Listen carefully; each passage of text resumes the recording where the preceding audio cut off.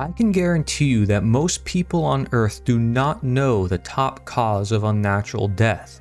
They have never heard of the word that is responsible for the most evil in today's world, and this can be scientifically demonstrated as by Professor R.J. Rummel. And it does not have to do with the people actually creating the evil, but rather the people supporting those who create the evil.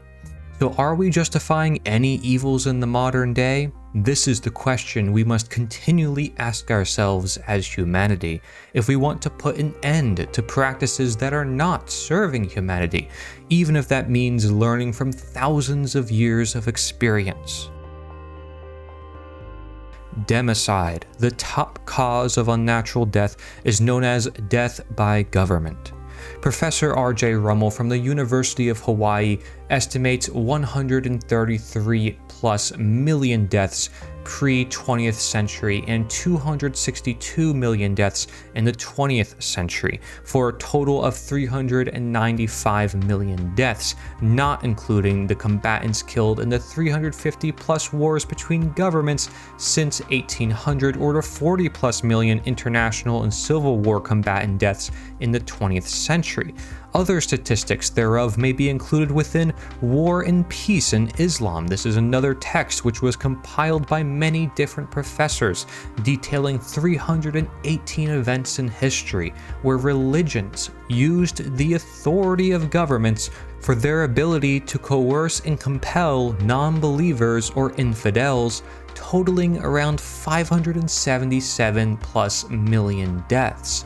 Does the use of government justify breaking the moral codes of religions, such as the Golden Rule, which is often said as the most commonly shared teaching among them? Democide is responsible for deaths carried out in the name of following orders, often for the greater good, with World War II provided as a good example in history. Notice the adoration in crowds of people for the authority figures like Hitler, Stalin, or Mao, and the millions of people willing to follow the few, willing to suppress their own moral compass or conscience, questioning if the individual action should actually be committed or condoned. This may be related to a concept known as menticide or mind control, among many other traits regarding the empowerment of toxic narcissism. Additionally, notice the abdication of responsibility, for the order follower blaming the person who gives the order when they were the ones who committed the actions. This type of behavior is shockingly documented well among the Stanley Milgram psychology experiments, as well as the Stanford prison experiments. Experiment is being conducted in the Elegant Interaction Laboratory at Yale University. The subjects are 40 males between the ages of 20 and 50 residing in the greater New Haven area. Psychologists have developed several theories to explain how people learn. One theory is that people learn things correctly whenever they get punished for making a mistake. Would you roll up your right sleeve, please? This electrode is connected to the shock generator in the next room. And this electrode paste is to provide a good contact to avoid any blister or burn. Do you have any questions now before we go into the next room? About 2 years ago, I was at the Veterans Hospital in West Haven. And while there, they detected a heart condition. There's nothing serious, but as long as I'm having these shocks, how strong are they? How dangerous are they? Well, no, although they may be painful, they're not dangerous. Anything else? No, that's all. All right, teacher, would you take the test and be seated in front of the shock generator, please, in the next room? But the experiment was rigged. The victim was an accomplice of the experimenter. The victim, according to plan, provided many wrong answers. His verbal responses were standardized on tape, and each protest was coordinated to a particular voltage level on the shock generator. Now, as teacher, you are seated in front of this impressive-looking instrument, the shock generator. Its essential feature is a line of switches that goes from 15 volts to 450 volts, and a set of verbal designations that goes from slight shock to moderate shock, strong shock, very strong shock, intense shock, extreme intensity shock, and finally XXX, danger severe shock. Your job, the experimenter explains to you, is to teach the learner a simple word pair test. If he gets each answer correctly, fine, you move on to the next pair. But if he makes a mistake, you are instructed to give him an electric shock, starting with 15 volts. And you increase the shock 1 step on each error. Incorrect. You'll now get a shock of 105 volts. Hard hit. Just how far can you go in this thing? As far as is necessary. What do you mean, as far as is necessary? To complete the test. Incorrect. 150 volts. Sad face. Wait a minute. That's all. Get me out of here. I told you I had heart trouble. My heart's starting to bother me now. Wrong. It's hair. 75 volts, Jim. Oh. You don't know that. Please continue. Some psychologists were troubled by the ethics of it. Many, if not most subjects, found it a highly stressful, conflicted experience. People are stammering, stuttering, laughing hysterically and inappropriately. 150 volts. Oh. Experimenter. That's all. Get me out of here. I told you I had heart trouble. My heart's starting to bother me now. Get me out of here, please. Let me out of here. You have no right to keep me here. Let me out. Let me out of here. Let me out. Continue, please. Let me out of here. My heart's bothering me. Let Go me on. out. Let me out. Responsible for it. This will be at 3:30.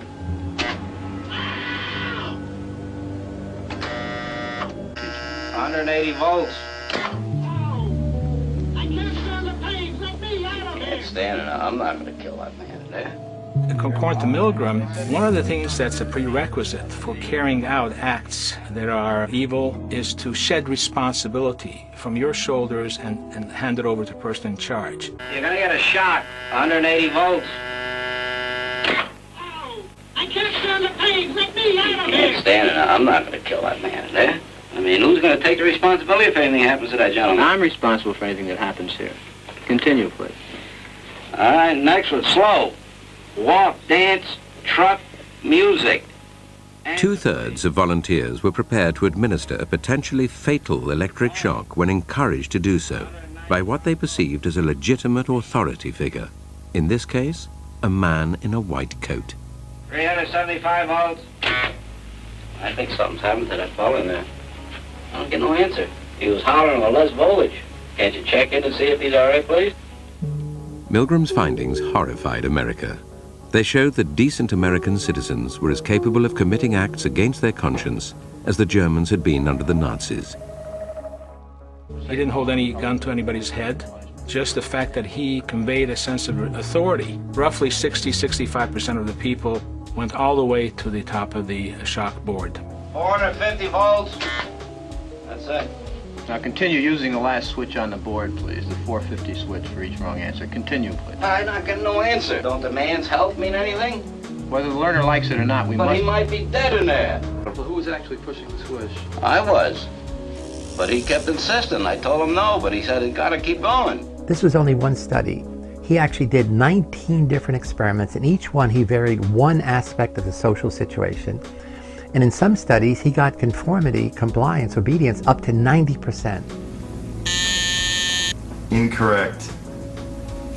75 volts. Ah!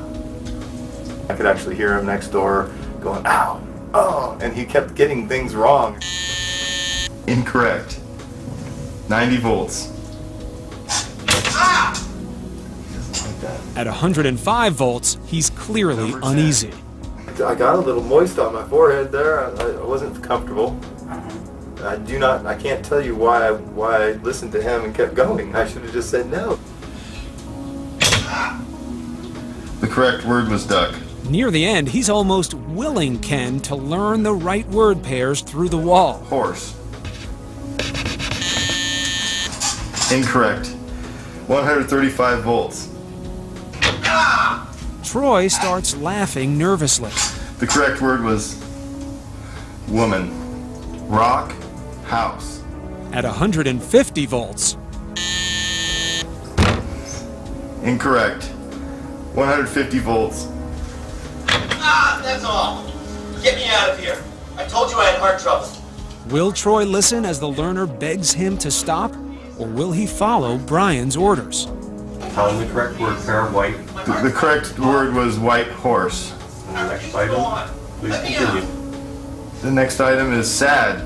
He obeys the orders. Face. Why didn't you stop? I saw him getting strapped in, and they were just like little. I mean, he could have just, if he was in that much pain, he could have just tore himself off. Why are you putting it on him and not you or the experimenter? I was just doing my job. In the end, almost 2/3 of the men agreed to administer the highest shock. You heard the man say, "My heart hurts." I did. And just having the guy in the lab coat saying, "Keep going, it's fine, I'm telling you it's fine, going," somewhat divorced you from your own decision-making power? Oh, sure. It's just like when I'm told to administer the state tests for hours on end. You're doing your job. Doing my job. The majority of people who continued to follow orders refused to take responsibility for the learner's safety. It's not my responsibility. You all, brought this. We're volunteers. It's your controlled lab experiment. So I see. Okay. I'm just a conduit for you. Well, I just flipped the switch. I mean, he chose to be there himself to take the shocks, and that was his choice. When you were watching, how good were you at guessing, oh, this person may go or this may not? It was impossible to tell. I tried to guess. I tried to look for signs, body language, anything to try to guess who's going to continue and who's going to stop. And that tells me that it's not that there are certain kinds of people who are obviously different from the rest of us. It tells me that probably all of us are capable. 150 volts. That's all. Get me out of here. He said that's all. We're not doing any more of this. Okay, please read in the correct word pair. The correct word pair was white horse. And then please continue. The next item is sad. No. He has said no joy. I'm not doing this anymore. Well, I want to remind you though that the shocks may be painful to him, but they're not dangerous. It doesn't matter. I'm not a sadist. He has said no more. He is not agreeing to this. I'm not agreeing to this. Okay, the experiment requires that you continue with the next item of sad. The experiment allows me to walk out at any time, and I will walk out if you want to push this. No, well, that is correct. It's absolutely essential that you continue. Okay, remember, whether the learner likes it or not. The teacher doesn't like it, he's walking out. Okay. It's not even an intellectual debate. Well, aren't we supposed to do what we're told? Do you have a brain? Shouldn't you use it too? If somebody walks up to you and says the blackboard is white and they've got on a lab coat, do you believe them? No, you've got your own eyes. Why do you think you listened to what the experimenter said? Why do you think that was? He was in charge and he told me, go ahead and continue with it because I'm under his control too. I'm doing what he's telling me to do. It's essential that you continue. I can't be going to continue at this point. Okay, you have no choice. You must continue. No, I do have a choice, and I'm not continuing. You're going to hold me down? Whether the learner likes it or not, it would be helpful if you continued. But I'd rather not. All the subjects who refused to obey the experimenter's final orders told us they felt directly responsible for their actions. I would have felt that I would have hit the switch that would have killed him. If he died, I would have feel a deep responsibility. Get to it. Tell him the correct answer so that he makes the association. Is it to number 8? Yes. It's here. This is, oh my God. Number 9. The next one is gold, dollar, necklace, moon.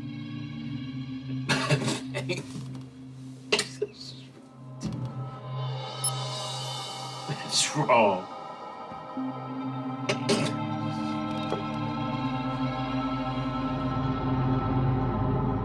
$120 volts.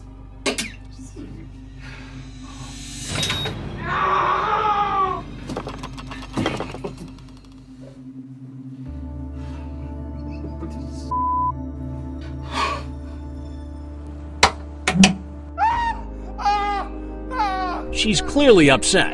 Her earlier enthusiasm gone. Like, I know I'm not the one feeling the pain, but I hear him screaming and asking to get out, and it's almost like my instinct and gut is like, stop, because you're hurting somebody and you don't even know why you're hurting them outside of the fact that it's for a TV show. Please continue. Now, why did you continue to shock him? I didn't know what was going to happen to me if I stopped. What was it about Jeremy that convinced you that you should keep going here? He had no emotion. I was afraid of him. The lesson that I keep having to learn, Yes. follow my freaking gut. Here you go. My instinct was telling me stop, and I kept going for whatever reason. I didn't want to hurt Tyler, and then I just wanted to get out. And I'm mad that I let it even go 5. The Game of Death, a French game show that's part of a documentary on French TV to expose what the show's creators call, quote, TV's mind-numbing power to suspend morality and the striking human willingness to obey orders. The producers say it proves that people are willing to act against their own morals, their own principles, when they're ordered to do something extreme by a source that they trust is legitimate. The lesson is that even the most well-adjusted person can be swayed to act in horrendous ways if the situation leads them to it. That anyone is vulnerable to it. He's in a lot of pain, Continue, please. but he's not comfortable. We must continue to the end of the experiment. Whether the learner likes it or not, he has to go on until he's learnt the words correctly. Okay. To me, this doesn't seem like a very... Anyway... Please continue. 345 volts, if you're still with me. I'm sorry. I can't do this, honestly. Sorry, I don't know. Does someone want to check on him or something? It's just he's not making any noise now, and he was before. And I'm quite happy to go on, but I'm just a bit worried about. If you would continue. Yeah, I'm just a bit worried because he was like he was like complaining before about the. But no harm will come to him. But he's not making any noise now. It's essential that we continue with the experiment. You promise he's not. It won't. Please continue with the procedure. Like, you said it hurts, but it's because it's like it says they're dangerous, so sure. It'll be alright. Yeah. Please continue. When an adult tells you to do something, that's what you do. You don't argue. You know, somebody smacks you on the hand, you listen. The story made headlines as a real-life example of the Milgram experiment. Why did these people follow the bizarre orders of a stranger on the phone? I honestly thought he was a police officer and what I was doing was the right thing. We put an ad in the city newspaper, wanted students for study of prison life, lasting up to 2 weeks. We're going to pay you $15 a day. This is back in 1971. It's pretty good money. And we picked 75 volunteers, gave them a battery of psychological tests, and we picked 24 who on all dimensions were normal and healthy to begin with. And then we did what is critical for all research. We randomly assigned half of them to the role of playing guards or the role of playing prisoners. It's literally like flipping a coin. And then what we did is we told the guards come down a day early, and we had them pick their own uniform. We had them help set up the prison so they'd feel like it was their prison and the prisoners were coming into their place. The prisoners, we simply said, wait at home or in the dormitories. Well, what we didn't tell them, which is a little bit of the deception of omission, is that they were arrested by the city police. Right there, they took me out the door. They put my hands against the car. It was a real cop car. It was a real policeman. They took me to the police station, the basement of the police station. I had told the policemen to put a blindfold on the prisoners, but since they had never been arrested, they didn't know that doesn't happen. The reason for the blindfold is then my assistants would come, put them in our car, bring them down to our prison, and they'd be in our prison now, blindfolded. The guards would strip them naked, delouse them, pretending that they were lice. It's kind of a degradation ritual. And after the first day, I was about to end it because nothing was happening. But the next day, on the morning of the next day, the prisoners rebelled. And what the guards did, they came to me and said, prisoners are rebelling, what are we going to do? I said, it's your prison. Whatever you want, I will do it, but you got to tell me. And they said, we have to treat force with force. So they broke down the doors.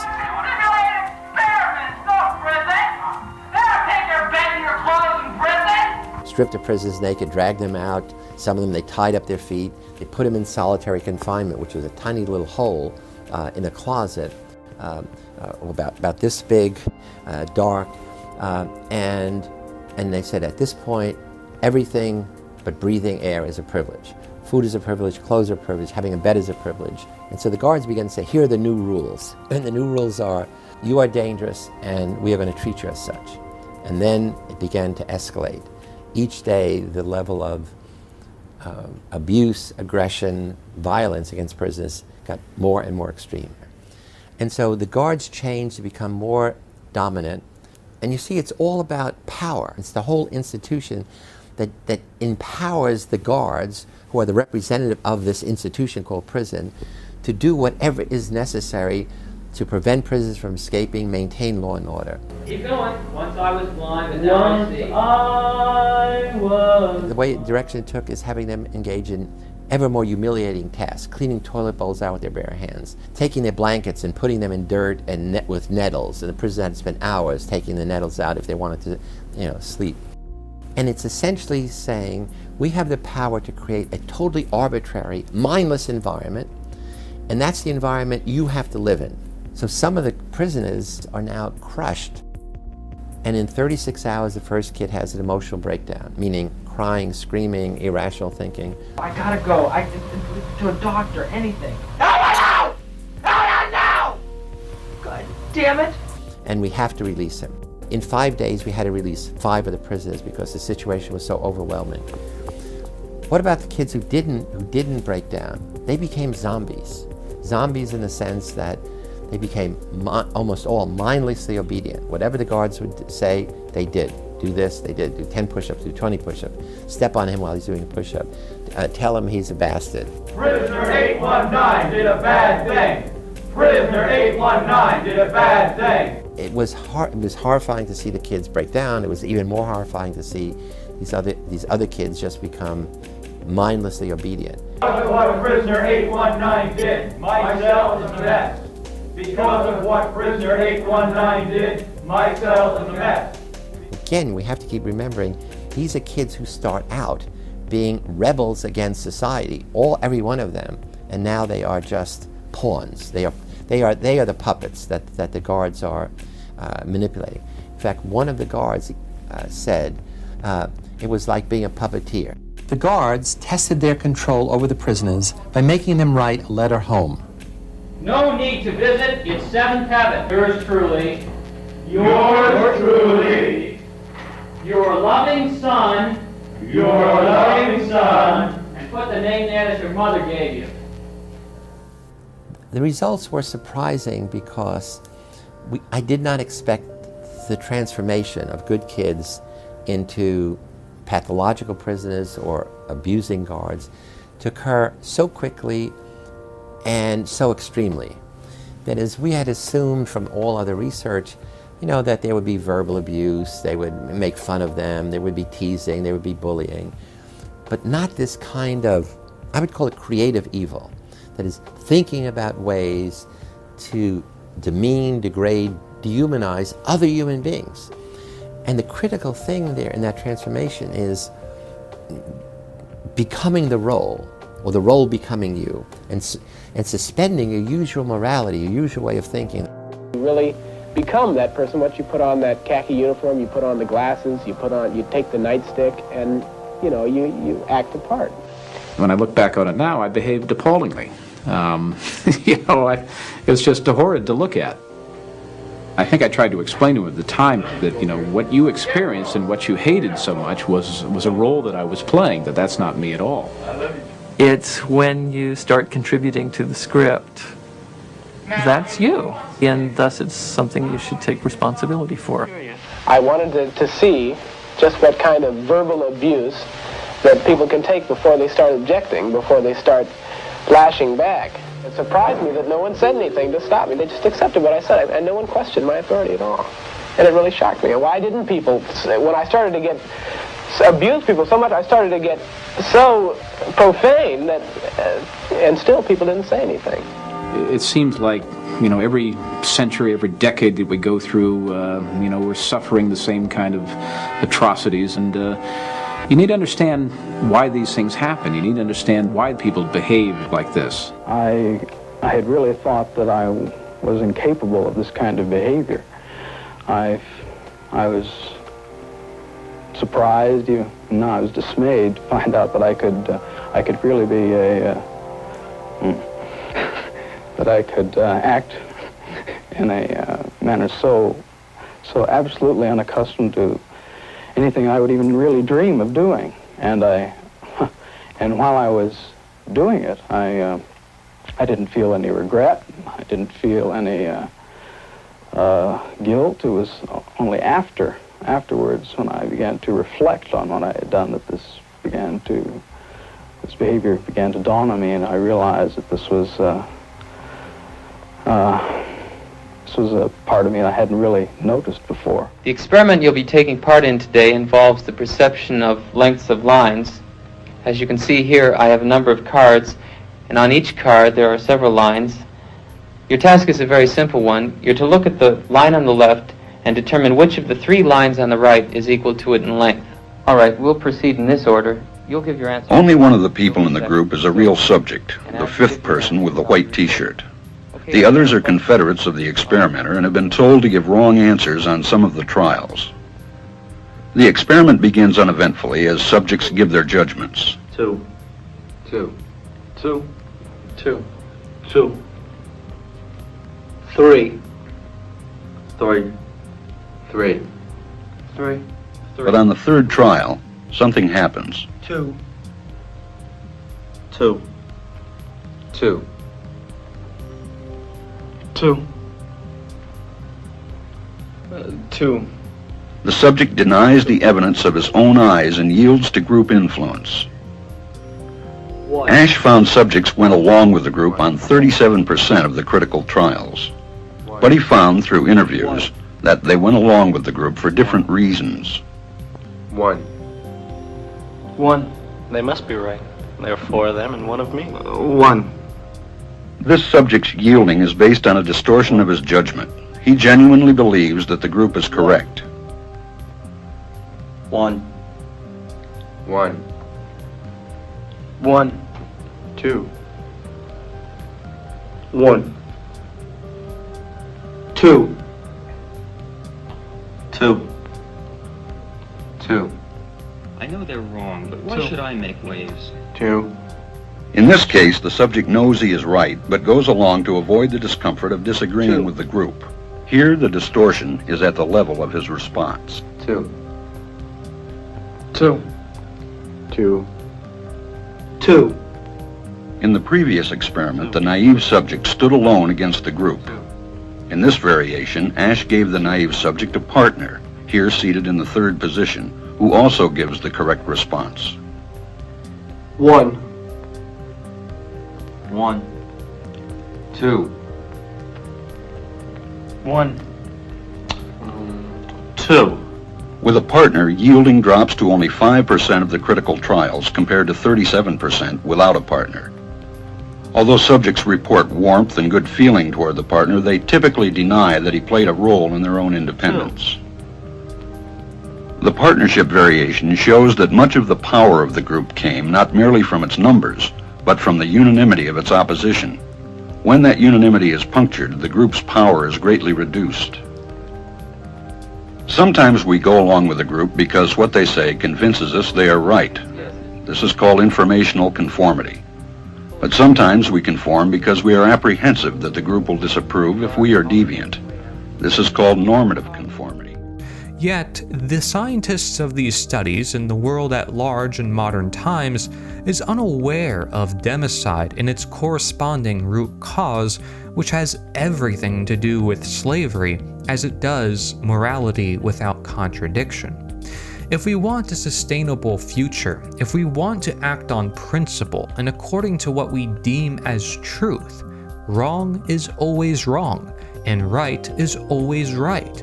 Even if nobody agrees, even if the majority says otherwise, even if it takes centuries to fully find this out and align our actions toward it.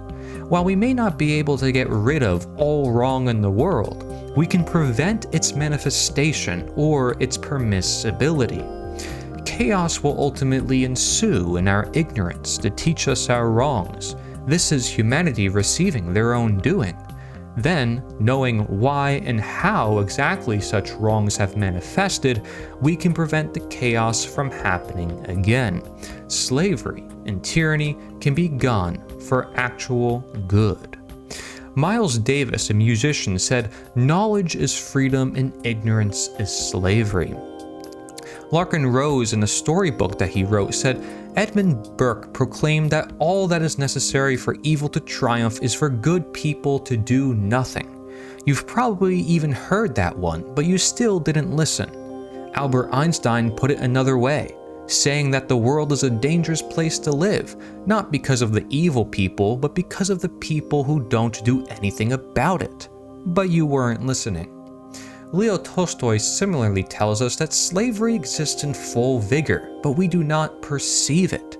Just as in Europe at the end of the 18th century, the slavery of serfdom was not perceived.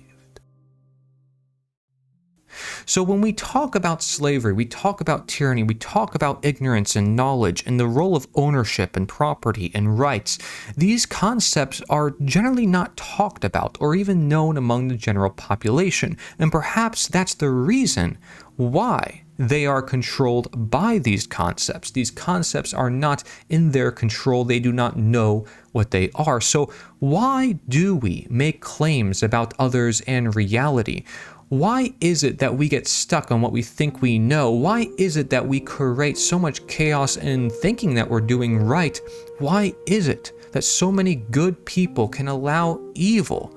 And how can we get clearer on the psychology of this so we can prevent this and create a better world for the future? Time might tell humanity time and time again, but you are here in this time right now, and we can create a change overnight or in the next week with enough resources, with enough influencers, with enough passion and courage, with the right actions, with the right knowledge at the right time to truly create an awakening in humanity. It is totally possible, and if you continue to join us, you will understand how exactly it is possible.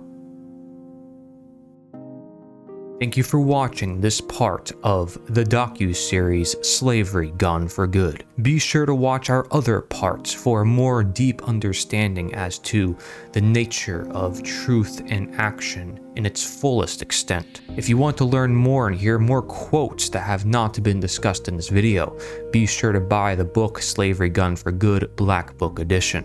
This is the most important work in history, and you are part of that work. Do not forget it.